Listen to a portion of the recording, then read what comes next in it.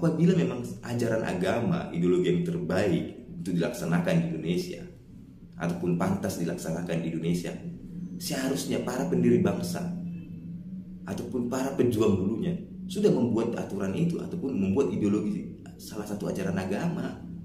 Mengapa harus sekarang ini, di mana orang-orang yang tidak pernah ikut berjuang di bidang tempur sewaktu perperangan, yang tidak ada kontribusinya untuk negara, tiba-tiba ingin mengganti ideologi Pancasila ini? Ini kan orang yang tidak betul ini yang bicara mengenai ini. Seharusnya ya ini ideologi Pancasila harus tetap kita rawat. Indonesia kesatuan dan persatuannya tetap kita jaga. Inilah harusnya kita sama-sama rangkul. Kalau kau bilang Al-Quran tidak cocok untuk ngatur Indonesia, kamu sama dengan bilang Allah tidak cocok jadi Tuhan di Indonesia. Kafir kamu. Serius ya persoalannya. Kalau kau bilang ini Indonesia bukan negara Islam, maka tidak cocok dengan syariat Islam. Artinya apa? Kamu menginginkan ini Indonesia jadi negeri kufur. Ya, silahkan murtad, silahkan kafir, silahkan jinas, silahkan mabok, silahkan LGBT. Kalau tidak syariat Islam segera tegak, ini di Indonesia gerakannya masif ini. Aduh, istilah bisanya pakai wani atau nyebutkan tercocok diatur ku syariat Islam. Sarua jeung nyebut Gusti Allah tercocok jadi Tuhan di Indonesia, tercocok. Sama dengan itu. Siapa yang bisa membantah? Orang ini sudah kafir. Siapa yang berani bantah? Saya bertanggung jawab dengan dalil. Siapa yang mengatakan syariat Islam tidak cocok di Indonesia, artinya sama dengan Allah tidak cocok jadi Tuhan di Indonesia, orang ini sudah kufur. Siapa yang berani bantah? Saya berani. Tanggung jawab.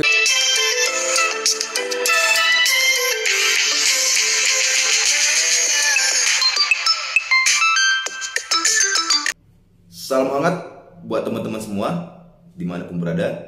Kembali lagi dengan saya Frank Toruk.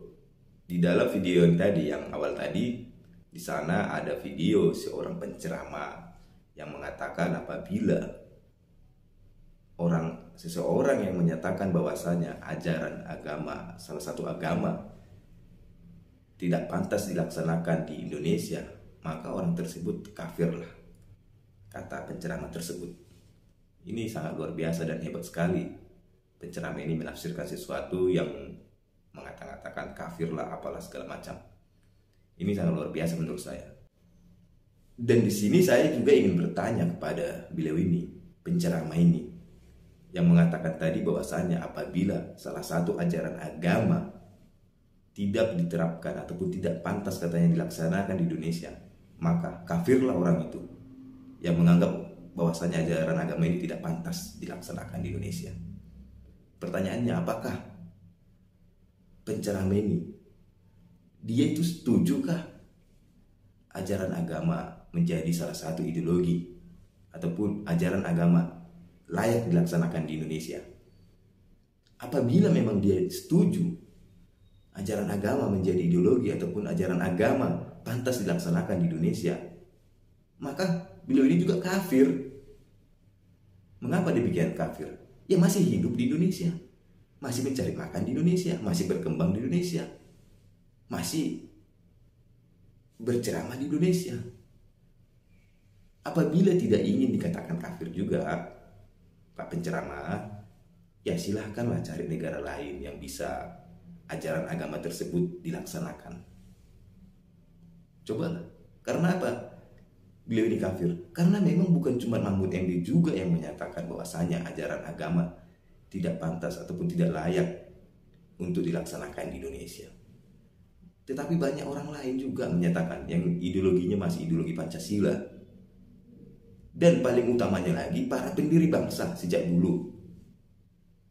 Mereka ini kan mendirikan Indonesia, memerdekakan Indonesia, membuat ideologi yang bisa memersatukan, di mana ragam suku, ragam budaya, ragam agama di Indonesia untuk menaungi semua orang ini. Ya dibuatlah ideologi Pancasila, bukan ideologi yang berdasarkan salah satu ajaran agama dilaksanakan di Indonesia. Para pendiri bangsa saja yang sudah berkorban, yang sudah menghabiskan waktu, tenaga, darah dan air mata untuk Indonesia merdeka, mereka setuju kok bahwasanya ideologi agama tidak pantas dilaksanakan di Indonesia. Berarti kafirlah mereka. Iya kan? Para pendiri bangsa sudah setuju. Berarti kafirlah mereka ini. Dan penceramah ini yang hidup di Indonesia kafir juga lah. Karena apa? Secara tidak langsung apabila dia masih bertahan di Indonesia, berarti dia masih setuju juga bahwasanya ajaran agama tidak pantas dilaksanakan di Indonesia. Cuman omong doang ini Pak penceramah ini. Seharusnya bila memang dia ingin tidak menjadi kafir, ya kan, pindahlah negara yang melaksanakan salah satu ajaran agama ini. Jangan provokasi orang lain lah yang masih ideologi Pancasila, yang masih mencintai Indonesia ini. Jangan sampai seperti itu. Pancasila ideologi sudah final. Undang-undang dasar lah panutannya, undang-undangnya. Apalagi harus dikata-katain yang lain lagi ya, ataupun ajaran agama untuk dilaksanakan di Indonesia. Cobalah berpikirlah yang baik.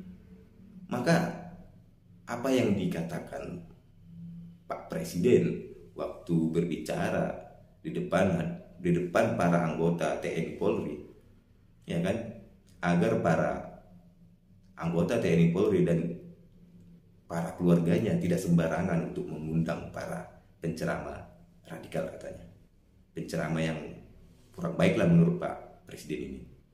Dan memang ini sudah layak para penceramah ini dibuatlah sertifikasinya agar nantinya tidak sembarangan dalam berbicara ataupun menafsirkan sesuatu ajaran agama sesuai yang dengan dipikirkan dia.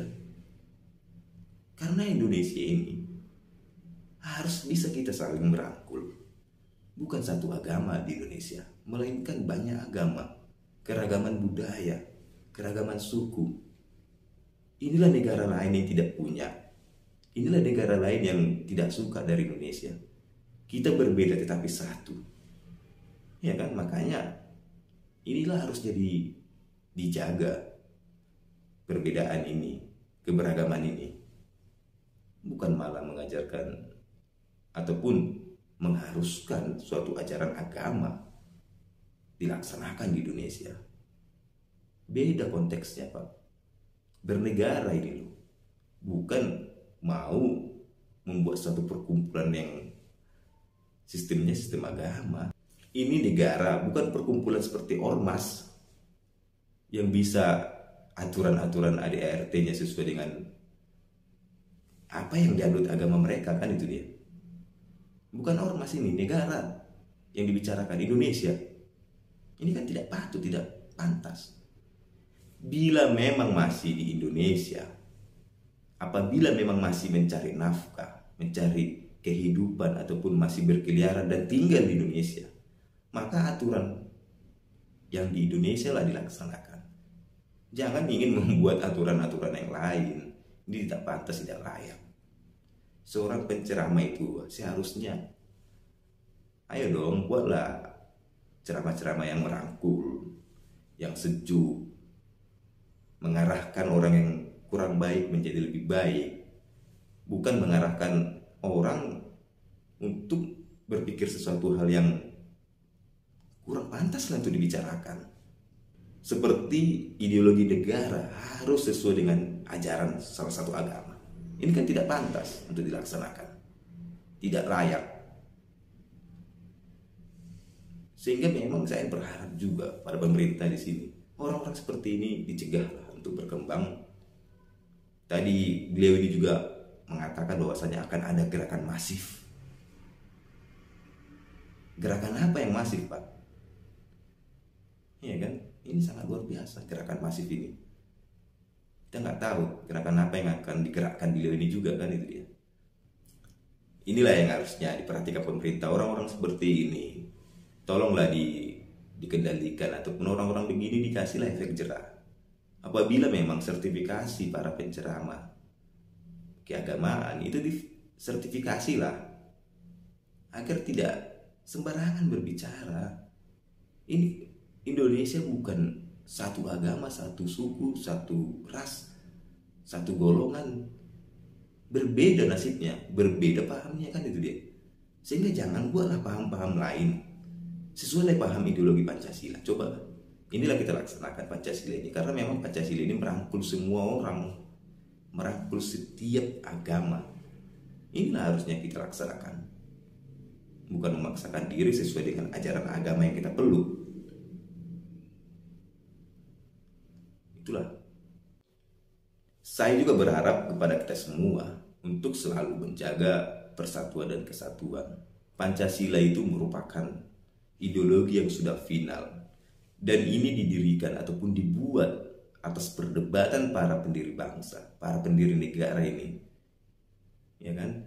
Dengan perdebatan itu mereka mencapai kesepakatan lah, sehingga Indonesia bisa menjadi utuh sampai sekarang, dan Indonesia bisa masih tetap ada sampai sekarang. Karena apa? Pancasila inilah ideologinya. Apabila memang ajaran agama ideologi yang terbaik untuk dilaksanakan di Indonesia, ataupun pantas dilaksanakan di Indonesia, seharusnya para pendiri bangsa ataupun para pejuang dulunya sudah membuat aturan itu ataupun membuat ideologi salah satu ajaran agama. Mengapa harus sekarang ini, di mana orang-orang yang tidak pernah ikut berjuang di bidang tempur sewaktu perperangan, yang tidak ada kontribusinya untuk negara, tiba-tiba ingin mengganti ideologi Pancasila ini? Ini kan orang yang tidak betul ini yang bicara mengenai ini. Seharusnya ya ini ideologi Pancasila harus tetap kita rawat. Indonesia kesatuan dan persatuannya tetap kita jaga. Inilah harusnya kita sama-sama rangkul. Dengan seenaknya ingin mengubah Pancasila dengan ajaran salah satu agama, ini kan tidak baik, tidak elok lah.